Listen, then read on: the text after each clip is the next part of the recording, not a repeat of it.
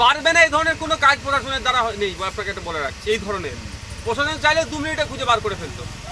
Number মারবে, location মারবে, কোথায় আছে সিস্টেমে প্রশাসন পেয়ে যাবে, কিন্তু এখনো গরিমাসি করছে। আমি এটা স্বাভাবিকভাবে তার কথা শুনে আমার মনে হচ্ছে সে তৃণমূলের সাথে যুক্ত আছে। আমি মাঠ ছিলে পালন মানে পালিয়ে যাওয়া, পিঠ দেখিয়ে পালিয়ে যাব, ওই সার্টিফিকেট আমি দেবো না। হয় গাজী না হলে শহীদ, এই দুটোর বাইরে আমি যাবো না। উসমান ভাই আছে, জেল খেটেছি আমরা, আর কারা কারা জেল খেটেছে, এই জেল খেটেছি আমরা, সিনিয়র লোক আরও অনেকে আছে। আমি নিজে 42 দিন জেল খেটেছি। আমাদের জাহাঙ্গীর ভাইও প্রায় 3 মাস মতো জেল খেটেছে। নিজেদের মধ্যে তৃণমূলের লড়াই হচ্ছে, কে কি পদ নেবে তার লড়াই হচ্ছে, তারা ঠিক করতে পারছে না। আর আইএসএফ থেকে নাকি জয়েন করে তাকে বড় পদ দেবে। আইএসএফ থেকে তো অনেকজনকে জয়েন করিয়েছে, কিছুজন ভয়ে গিয়েছে আর কয়েকজন লোভে গিয়েছে, কিন্তু তাদের অবস্থা দেখুন, না ঘাটকা না ঘাটকা। অনেকগুলো নিয়ে কিছু কথা বলছি, অনেকের পছন্দ হচ্ছে না। আমাকে বলছে তুই মমতা ব্যানার্জির সাথে কেন পাঙ্গা নিচ্ছিস? পাঙ্গা নেওয়ার প্রশ্ন এখানে আসছে না। রাজ্যের মুখ্যমন্ত্রী তিনার কর্মকাণ্ডের মধ্যে কিছু যে ভুলগুলো হচ্ছে সেগুলো ধরিয়ে দেওয়া, আর নতুন যেগুলো করলে বাংলার মানুষের জন্য লাভ হবে তার কথা বলা। এটাই তাদের রাগ হয়ে যাচ্ছে, হুমকি দিয়েছে। এবার আমি তো আর কে হুমকি দিয়েছে তাকে খুঁজে বার করে গিয়ে তার বাড়িতে পিটিয়ে মেরে আসতে পারি না। এটা আইন বহির্ভূত কাজ, আমি এটা করি না আর কাউকে করতে উৎসাহিত করি না। আমি যেটা করেছি সেটা হচ্ছে লোকাল থানা থেকে শুরু করে ডিজি পর্যন্ত আমি এই বিষয়টা অকিবহল করেছি, তাদেরকে জানিয়েছি, তাদেরকে এই বিষয়ে পদক্ষেপ গ্রহণের জন্য জানিয়েছি। এবং সাথে সাথে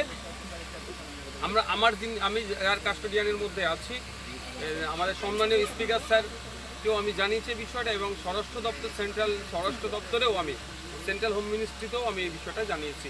এবার দেখার বিষয় মমতা ব্যানার্জির সরকার অর্থাৎ রাজ্যের প্রশাসন কত দ্রুত, কে আমাকে ফোন করে হুমকি দিল, এর পিছনে কী রহস্য আছে, কে বা কারা ওকে উৎসাহ দিয়ে আমাকে প্রাণে মারার জন্য প্ল্যান করছেন, কি করছেন না করছেন সেটা খুঁজে বার করা। বিধায়ক নওশাদ সিদ্দিকী সাহেবকে কি হুমকি চুমকি দিয়ে আগামী দিনকে দমে দিয়ে যাবে যে টাকার অপারেশ ছিল এবং কেস দিয়ে আপনাকে দমানোর চেষ্টা হয়েছিল, তারপরে আপনাকে প্রাণে মারার হুমকি? আপনি আপনাদের বলি, আমি সমস্ত বিষয়টা নিয়ে পাবলিক ডোমেইনে ডিসক্লোজ করিনি। ইতিপূর্বে আমার বাড়িতে লিখিত কাগজ পাঠিয়েছিল, মারার বাড়িতে কাগজ পাঠিয়ে দিয়েছিল। সেই সময় আমাকে বেশ কিছু অফিসার বলেছিলেন যে এই বিষয়টা একটু আমাদের কাছে দায়িত্ব ছেড়ে দিন, আমরা দেখছি, এই বিষয়টা পাবলিক ডোমেইনে দেবেন না। আমি সেই জন্য আমি দিইনি, কিন্তু দেখছি একের পর এক বেড়ে যাচ্ছে। এবার সরাসরি ফোন করছে, তো আমি মনে হয় আপনাদের কি আমি ভয় পাবো না, এইসব এতে আমি ভয় পাই। তাহলে কি মমতা বন্দ্যোপাধ্যায় ভয় পেয়েছে? জীবনের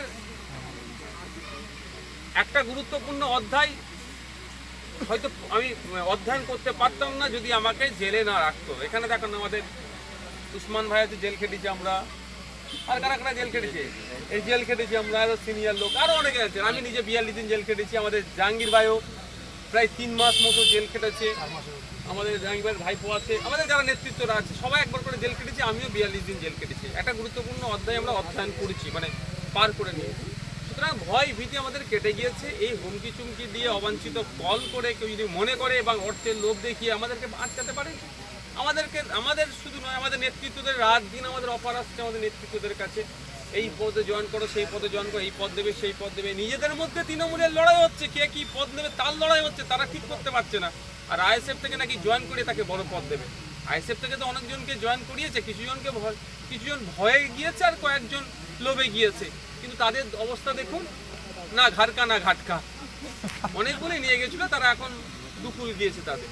তো সুতরাং ভয় টয় দেখিয়ে, হুমকি চুমকি লোভ দেখিয়ে আমাদেরকে আটকাতে পারবে না। লক্ষ্য উদ্দেশ্যটা আমাদের একটা স্পষ্ট, সেইটা হচ্ছে কি, এই অন্যায়ের অবসান হোক। ভিন্ন রাজ্যে গিয়ে পিটিয়ে মারছে, না মারতে পারে বাংলা শ্রমিকদেরকে, তার জন্য রাজ্য সরকার কি পলিসি তৈরি করেছে, এর জন্য আমি চিৎকার করবো। তিলোত্তমার সাথে যে কাণ্ড ঘটেছে, যে অন্যায় হয়েছে, সেটা দ্রুত যাতে শাস্তি পায় যারা অন্যায় করেছে, এবং আগামী দিনে না কোনো মেয়ের ওপরে এই ধরনের কেউ নোংরা চিন্তা ভাবনা নিয়ে তাকাই, তার জন্য প্রশাসন কি ব্যবস্থা গ্রহণ করছে তার জন্য বারবার চিৎকার করব।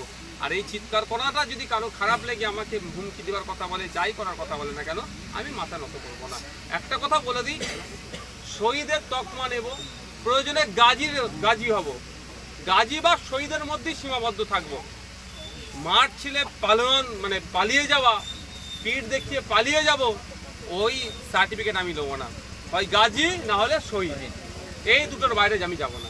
মূলত যিনি আপনাকে হুমকি দিয়েছে তিনি নিজের মুখ দিয়ে স্বীকার করেছেন, আপনি বলেছেন যে আপনি মমতা বন্দ্যোপাধ্যায়কে হারানোর জন্য উঠে পড়ে রেখেছেন। তাহলে আপনার কি মনে হয় তিনি কি কোনো রাজনৈতিক কালারের মানুষ? দেখুন, আমি এটা স্বাভাবিকভাবে তার কথা শুনে আমার মনে হচ্ছে সে তৃণমূলের সাথে যুক্ত আছে। আমি এখনই নির্দ্বিধায় আমি বলবো না ওইভাবে, কারণ আমি একজন, যেটা এটা হচ্ছে আপনার একটা প্রসেসিংয়ের মধ্যে আছে। এটা সত্যতা খুঁজে বার করার দরকার প্রশাসনের, যে ওই ব্যক্তিকে কে বা কারা ইন্ধন জুগিয়ে আমার বিরুদ্ধে এই ধরনের কথা বলার জন্য উৎসাহিত করেছে। এটাকে খুঁজে বার করতে হবে, রহস্যটা কি। যদি প্রশাসন না খুঁজে বার করার চেষ্টা করে, পারবে না। এই ধরনের কোনো কাজ প্রশাসনের দ্বারা নেই, আপনাকে এটা বলে রাখছি। এই ধরনের প্রশাসন চাইলে 2 মিনিটে খুঁজে বার করে ফেলতো। নাম্বার মারবে, লোকেশন মারবে, কোথায় আছে সিস্টেমে প্রশাসন পেয়ে যাবে। কিন্তু এখনো গরিমাসি করছে। একটা সন্দেহ আমাদের হচ্ছে, তাহলে কি তৃণমূলই এটা করাচ্ছে? আমি পুরোপুরি বলবো না এখন।